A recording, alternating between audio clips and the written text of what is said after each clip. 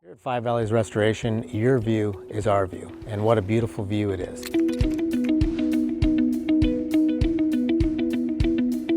We are proud to be locally owned, locally operated. We love our community here in Missoula and also the full Five Valleys that we do service. We give back to the community, we service our community, our kids go to school here, we live here, we play here, and we love it here.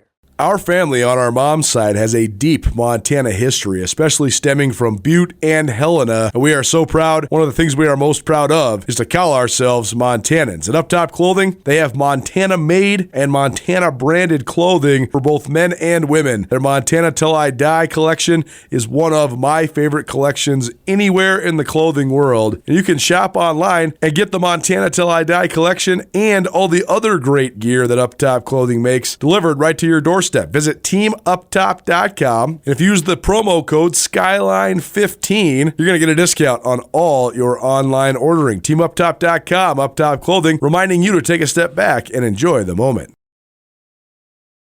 Tuesdays with Tootell on a Wednesday. We're so consistent. Back from Vegas. It's been weeks since we've even spoken. Well, it's one week. Yeah, but we missed one. We got two games to recap. That's Yeah. out of the ordinary. So let's start with the rivalry game in Bozeman. I have given hours and hours and hours of commentary on this already. So floor is open. What did you think? What did you think of what you saw in Bozeman? What were all of your impressions from Montana State's 34-11 win? Yeah, I mean, I've reflected quite a bit on this, of course, and being there, in person, again, just a great atmosphere, albeit, as we've discussed, quite a bit different type of feel to that game than many Cat-Griz games over the years. It was another home blowout, so that trend continues. But here I thought was sort of the biggest difference from that game to the last, let's say, 4 or 5 of these games.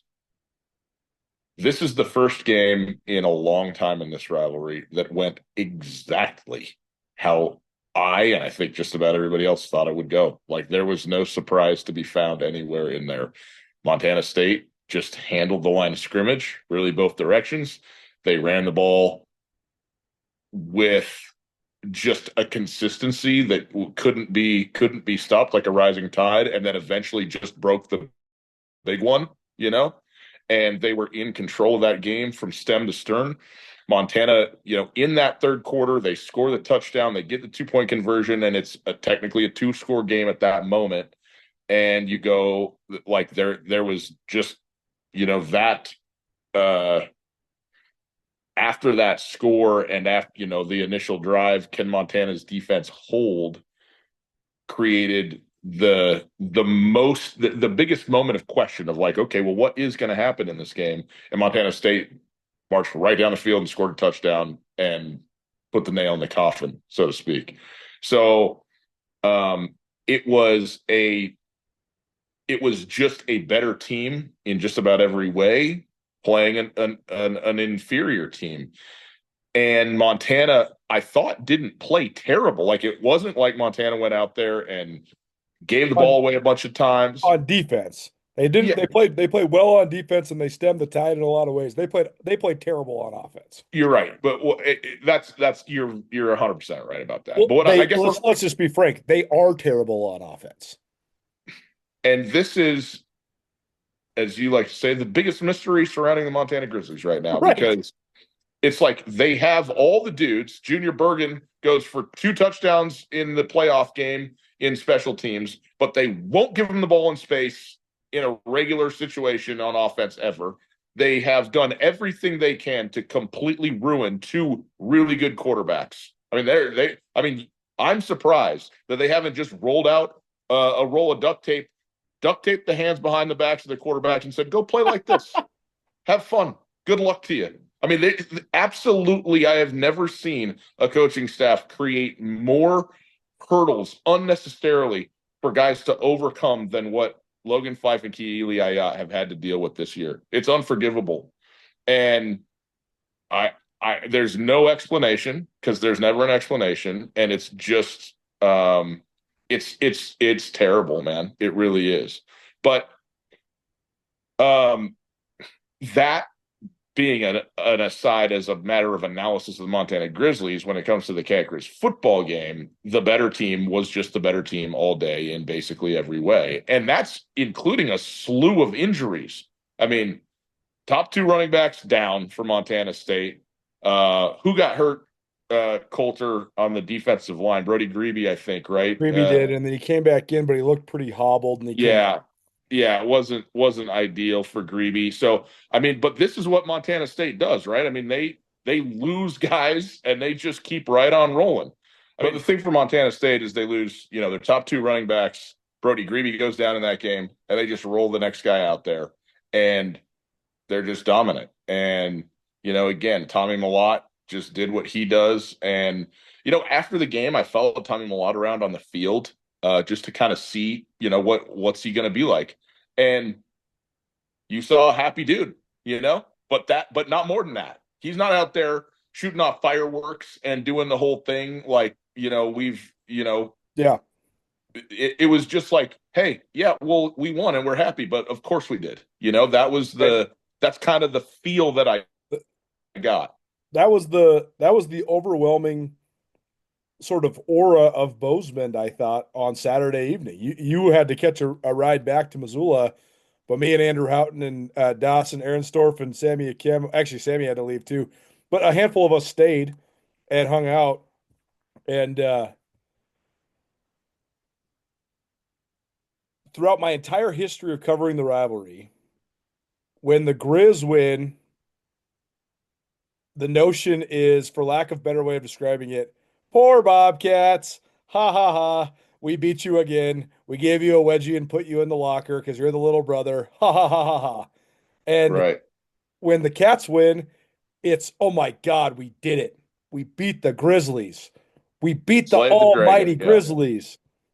Neither of those were the aura or the feeling around Bozeman. It was like, yeah, we won. We beat the Grizz. We also went undefeated because we're the best team. It was pretty refreshing, honestly. Yeah, well, and they are. And then they are. 30 minutes later, North Dakota State loses, and they are the best team in the country by ranking. So, that's good for them. And I'm excited to see them play UT Martin in the first round of the playoffs. And how about, by the way, I mean, I'm kind of getting off subject, but Richmond getting upset means we got a real shot at the Idaho Vandals heading back to Bozeman in the semis, right? So that would be pretty cool, but that's kind of kicking it down the road a little bit. Yeah, I guess that would actually be the quarters because it'd be 1 versus 8 week after this Saturday. But yeah, either way, that'd be interesting. I actually think that's a bad draw for the Cats, not because Idaho's good. It's just tough to, beat a team twice, especially when Idaho didn't have their dudes when they played in Bozeman, and they'll certainly have plenty of motivation because they got their asses kicked when they played in Bozeman. So they're good. But you got to get through this week first. No doubt. A couple more things on the rivalry. I did think I agree. I thought it was striking just how businesslike Montana State was. They didn't let it all hang out. They kind of just systematically executed the Grizzlies, and they did it with their 2 best running backs on the shelf. But the other part I thought was so striking just in terms of the overall narrative was 3 of the guys that played the very best for Montana State in that game were 3 guys from Missoula who all wanted to be and could have been Grizzlies and aren't. And both Adam Jones and Rylan Ort talked openly about that in the postgame. Adam Jones said, hey, I made my decision. I decided to go to Montana State. But now winning this game, I can go back home and I can wear my colors proud. Like, I can wear my Bobcat stuff, and nobody can say anything to me because right now I'm 1-0 against Montana. Yeah. And Rylan Ort said, hey, I've had a chip on my shoulder my whole life. My dad played for the Grizz. My grandfather played for the Grizz. They didn't want me. So I wanted to take it out on him. And I thought he was the player of the game defensively for Montana State. So I know I don't want to do too much of this like big picture extrapolation of what this means for both sides of the rivalry right now. But I do think that was one part of the narrative that was very striking. And this was like, I thought, the farthest these 2 teams have been apart from each other in quite some time. And this is definitely the farthest they've been apart from each other, where the Cats are the ones that are so much better than the Grizz in a very long time. And I think that is one of many, many reasons why. Yeah, I mean, that leads into the larger question of Bobby Hauck as the head coach at Montana and where the Grizzlies have been and where they're at. And I know that a lot of Montana fans were um, very disgruntled coming out of the Bobcat game because it did go exactly the way they expected. And it sort of cemented everything that everybody has thought about this entire year, that this year is you've beat a bunch of bad teams, lost to a bad team, lost to every good team you played pretty much. I mean, Missouri State, notwithstanding, to open the year, it's a pretty decent win, but have regressed on offense just in an insane level and don't have the horses on defense that you've had year over year forever at the University of Montana. And the question becomes why. And this is just so bizarre that it's 11 months removed from going to Frisco.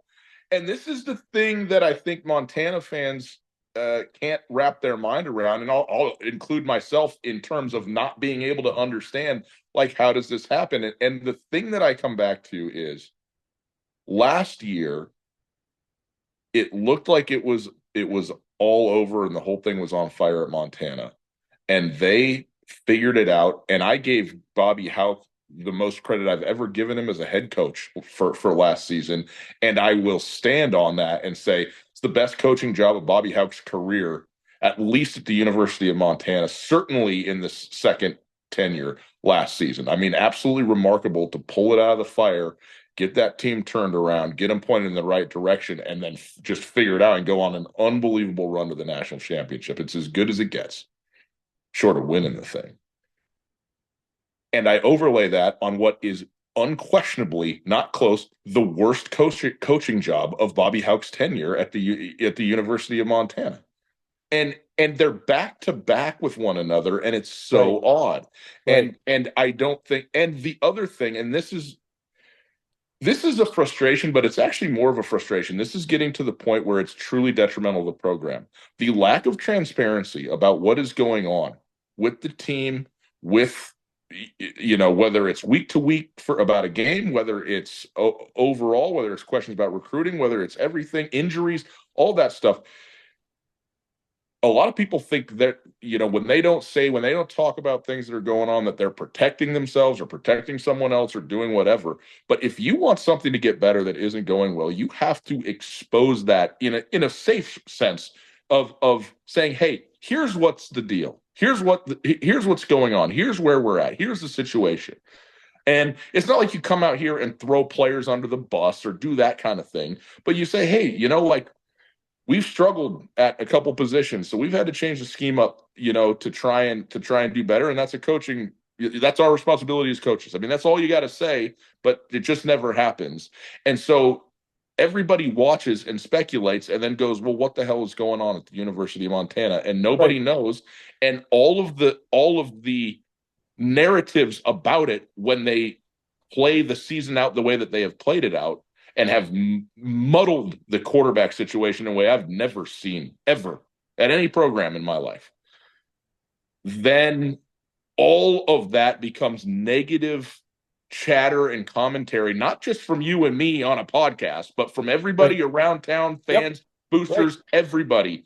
And Bobby Hauck. The proof's in the pudding, man. That was the smallest crowd in Washington Grizzly since 1995, dude. That's 31 years, man. Yeah. Or 29 years or whatever, however many years. It's a long time. That's a lifetime. That's Andrew Houghton's lifetime. It's unbelievable coming out of a year where you went to a national championship, the lack of buzz and the level of frustration about the University of Montana from the community and from the fan base. So much of that is the way that they speak to the community or lack thereof.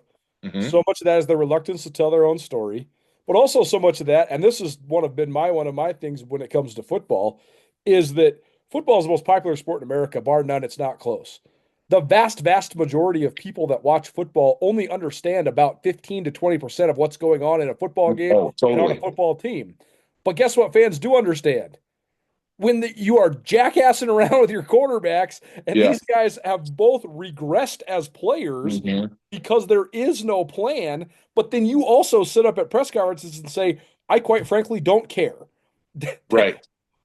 My mom and your mom are like, well, that's weird. I don't like the way this is going. Maybe I'll stay home on Friday night of Thanksgiving weekend. Yeah, totally.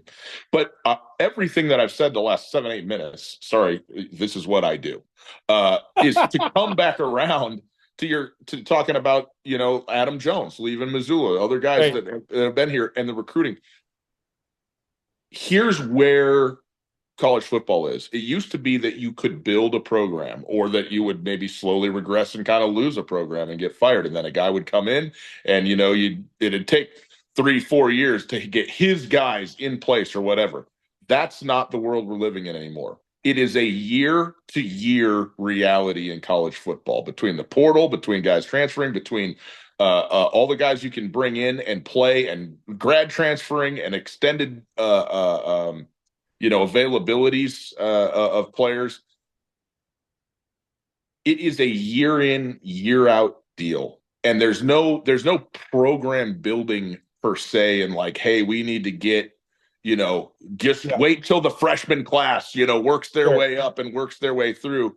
Right. And I realize that's been Bobby Hauck's calling card, but you know what? It's a lot of football coaches' calling card for a long time, because that's the way you did things. But it ain't the way it works anymore. And what we're seeing now is, if you can't do the portal well, and you can't recruit in a manner that makes you relevant for this very season, you can go to a national championship one year and you can be a 4-loss mediocre football team the very next year. I mean, this isn't even the best example. Florida State was undefeated a year ago. They're a 2-win team this year. It can fall apart so quick. And by the way, though, it can turn around so quick also. But you got to figure it out with what you're doing at quarterback, and I have zero faith they will. Well, and Florida State put poison in their own water too, because they bitched and moaned about not making the playoff, and then everybody said, "Hey, we're not playing in the bowl game." Lost by 63 to Georgia, and then it was like the whole thing was screwed for the whole next year. Oh yeah, it's terrible. Join Town Pump's Pump It Up Rewards Plus program and never pay full price for fuel again. Save 5 cents on every gallon every day at any Town Pump across Montana. Plus, earn and redeem points on your favorite in-store items to get free stuff with our clubs. Stop in and pick up a rewards card. Download the Pump It Up Rewards Plus app today. Or visit townpump.com/rewards to register and start saving. Town Pump. Right down the road. Pump it up. Oh, yeah. Treasure State University of Montana football is a way of life. Lithia Ford has long been a proud sponsor of Grizz football, and Lithia Ford of Missoula is thrilled to have several of the best Montana football seniors driving the best trucks in Montana. Aspen Sound is the premier car audio and accessory shop in Montana. Aspen Sound makes sure the boys are riding in style with tinted windows and state-of-the-art stereo systems. There's always a party in Montana. Whether you're going to a concert, a wedding, or a football game, the Montana Party Bus will get you there. Skyline Sports and ESPN MT cover the Big Sky with more depth than anyone. Check out SkylineSportsMT.com and tune in to Nuanez now on 102.9 ESPN Missoula every day. My Montana Roots and Wear Your Roots clothing is your go-to spot for the most unique and comfortable lifestyle clothing you'll find anywhere. And get your custom t-shirts to support your favorite player. From 5 local businesses who love Montana, best of luck to the Grizz as they pursue another Big Sky Conference championship. But there's also okay, so I got a couple more questions on this now. Of course I do. Here's the thing, though. Yeah. The makeup of the FCS right now, and people don't want to hear this, but the makeup of the FCS right now, outside of the top, I'd say 11 programs, is completely amateur hour, middle level, mid-major, almost non-Division I type of football. The Grizz had their smallest crowd since 1995, yet they still outdrew the other 7 games combined. There was 1,400 people at the New Hampshire UT Martin game. 1,400 people, dude. There's more people at an Arlie Ronan basketball game. Like, seriously, those are like pretty even in terms of attendance. Well, So what's your question, or what's no, the what are the we? question is, so the question here is this though, is the expectation of the fan base of the University of Montana is so high. And it's very clear that this year was a huge step back. And I think there's a variety of things that go into that. Letting Clifton McDowell walk out the door, messing around with the quarterbacks all season long, missing on the vast majority of the transfers you brought in to be plug and play players. The inability to replace a bunch of sixth-year guys that were great players for you a year ago. There's all these different factors that go into it. But the program itself, for as much better as it could and should be, is not nearly as bad as the doomsdayers want to believe it is. And I say that because look at this. This Grizz team has played poorly down the stretch. They have done everything they could to cut their own foot right off. I mean, they were pissing the ball all over the field and made it a close game with a team that had no business of being in the game whatsoever. A team that lost 52-3 at North Dakota State earlier this year, Tennessee State. Yet still the Grizz are in the final 16 of the playoffs. They won a playoff game. They got 9 wins. So is that a testament to like the foundation and baseline of the program? Is that a referendum on the FCS? Or is it a combination of all those things? And how much does Montana need to dig in and right this ship before it's too late? Because I think actually too late is far down the road. Yeah, I mean, I don't even know what too late means. It's just next season. Like, what do you do for next year? I do think what we're seeing is a baseline, floor of what Montana, I'm not saying this is as bad as Montana could be. They could certainly be worse, and we've seen it under Bob Stitt. But, it's pretty bad for what they are. And also, this is the thing. Here's where you are too close to it, Colter. You've been watching Montana and Montana State and the Big Sky Conference by and large your whole life. That ain't FCS football, buddy. That's right. Really good football. FCS football is what is happening in New Hampshire and UT Martin, and those are the good teams. I mean, you want to watch some bad football? Go watch a couple 2-win FCS teams play in Middle America or on the East Coast at the end of the season. I mean, that's like not this is not hyperbole. There's several really good high school teams in Texas that would beat the brakes off of those football teams. So that's just the reality. That's just what it is, man. When you're talking some no scholarship leagues, so we're fortunate, man, to be here to see football that's on a level where you can go compete with FBS football teams, because that ain't the reality of most of the FCS, and that's just what it is. So because Montana is in the position they're in for a lot of things that goes beyond their talent, and I do think that they probably have some talent limitations defensively, but they have great talent offensively. They just have not figured out a way to put the pieces of the puzzle together, or they might have just. Well, they did figure it out for a month, the first month of the season, and then they quit figuring it out and decided we're going to coach against our own offense. Oh, and that's the internal question: is when they knew they sucked on defense, they were really good on offense, and then when they fixed the defense a little bit schematically and in personnel, then they regressed on offense. And is that an intentional regression because they're so stubborn and wanting to win like that? I mean, of course, when I say things like they're deliberately getting in their own way or they're coaching against themselves, that is mere hyperbole. Sure. But they are failing. They are not putting their players in good positions. And again, I think they're too close to see it where they think, okay, hey, we got 2 quarterbacks. When one's not doing well, we'll do the other one. And you're just ruining it. You're just ruining 2 of them. You're not giving your best ball players the ball nearly enough. Like the fact that Eli Gilman and Junior Bergen aren't getting touches on offense they are getting some touches, but they should just be getting half of the plays should be going to one of those 2 guys every time, period. And then Gilman, because Osmo's out last week, Gilman gets 20 carries, and what's he do? He goes for 140 and 2 tuds. It's pretty simple. Well, and again, he's not going to do that against Montana State. He can do that against Tennessee State.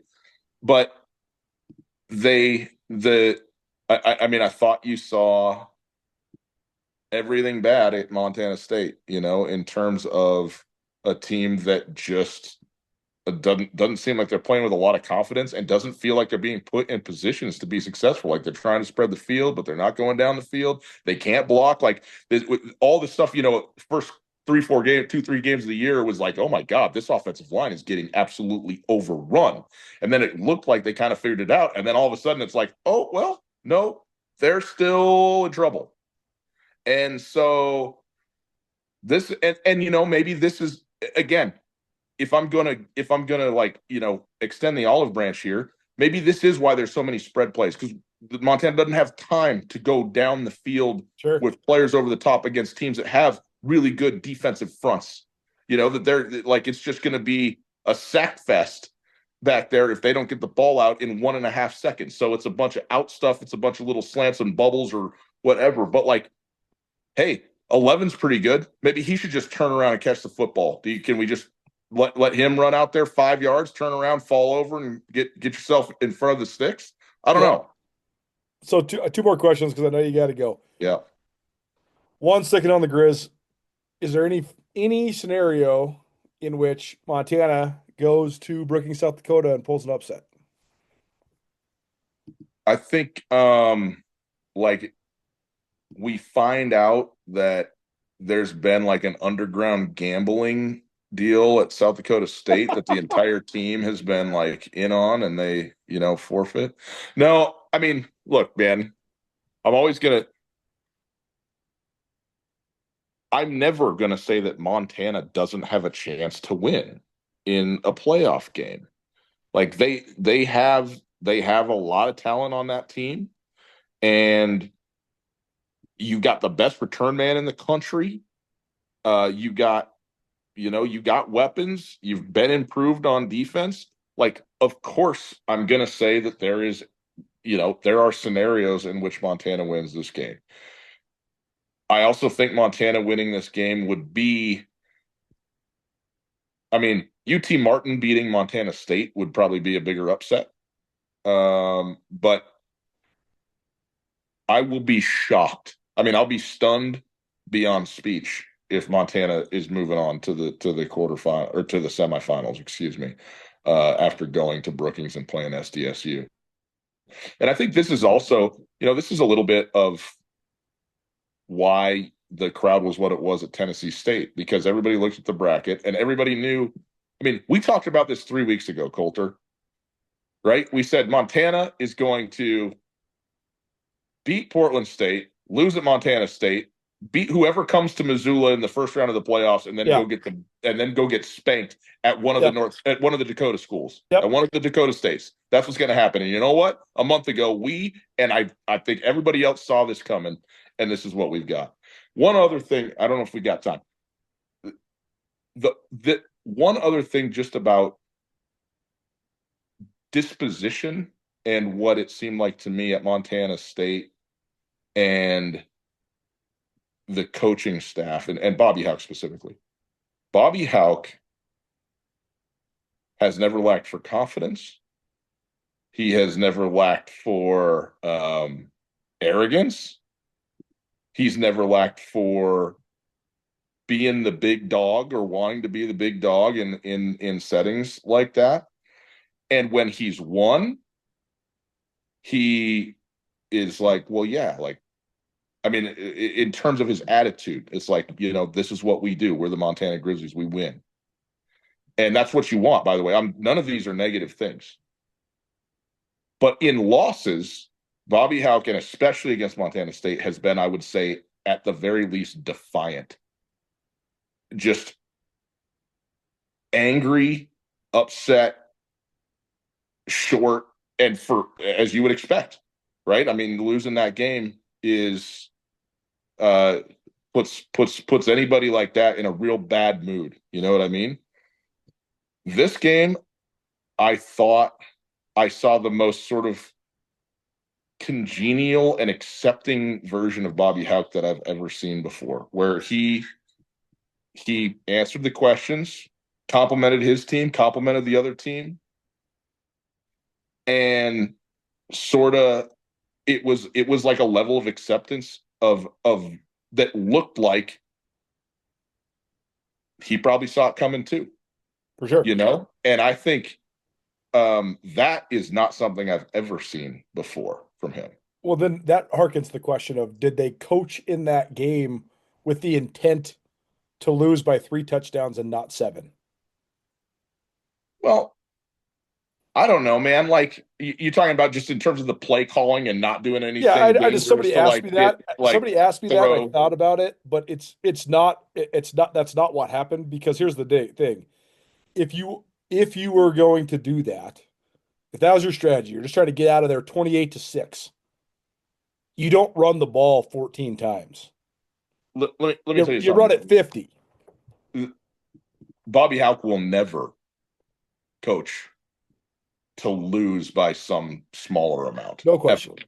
So I would never put that on him. And so, no, I think that's foolishness. Okay, one question about the Cats. Yeah. What, if anything, could derail their run all the way to Frisco? Because they have it set up perfectly for them. The Dakota States are on the other side of the bracket. They got home games throughout. Their fans are on the opposite side of the spectrum, where it's like they're buying every ticket. I mean, they sold out the game on Monday. Like the first day their tickets were on sale, it's sold out. So yeah, they got it all stacked up for them. So what if anything could derail Montana State's run? Well, I mean, it's obvious to say, but I think it's probably about the only thing. I mean, well, first of all, one of the Dakota State schools in the Natty, but injury, and specifically an injury to Tommy Millott. I think, if Tommy goes down, that is both a physical loss, but it's also a heart and soul loss, man, for that football team. Like he has become the unquestioned leader of the offense for sure, and really of the team. He has become the rallying point of the entire football program for the community, for the fan base. And if he ended up getting injured in a way that he couldn't play, and I am hopeful and expectant that is absolutely not going to happen, because he's built for this, man. He's ready to roll. But that changes the complexion of all of this. But I think a game against Idaho, a team that you've already played, that didn't have all their horses, that has a sour taste in their mouth from getting their butts kicked when they were in Bozeman the last time. Could that game get a little interesting down the stretch? Yeah, it could. And I do think when you're an undefeated team, the number one team in the nation, any game that gets close late, the pressure goes to that top-ranked team. And if there is a one-score game, halfway through the fourth quarter, how does Montana State respond in that? And I think they'll respond well. I think their coach is an even keel guy who instills that quiet confidence in the team, and I think the players have that as well. But you never know until you're in that situation. But outside looking in, man, this looks like a team that's poised to go the distance for sure.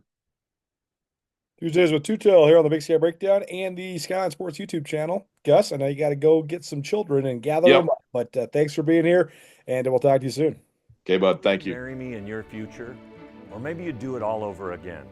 Hi, I'm Brian Toon with Jewelry Design Center, inviting you to come see the largest selection of Will You Marry Me in the state of Montana.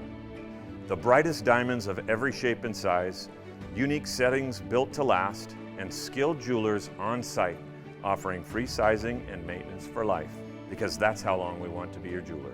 Jewelry Design Center in Missoula, on Brooks, across from the Montana Club.